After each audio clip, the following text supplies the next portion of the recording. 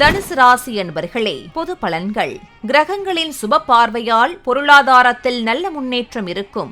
ராகு உங்களுக்கு அசாத்தியமான மனோபலத்தையும் நல்ல ஆரோக்கியத்தையும் கொடுக்க போகிறார். குடும்பத்தில் நீண்ட நாட்களாக இருந்த குழப்பங்கள், வாக்குவாதங்கள் முடிவுக்கு வரும். தனுசு ராசி மூலம் நட்சத்திரம். மனக்குழப்பங்கள் நீங்கி தெளிவு பிறக்கும். தந்தையின் முழு ஆதரவும் உங்களுக்கு கிடைக்கும். உத்தியோகத்தில் சக ஊழியர்களின் பாராட்டுக்களை பெறுவீர்கள். மடப்புறம் பத்ரகாளியம்மன் வழிபாடு நன்மை தரும்.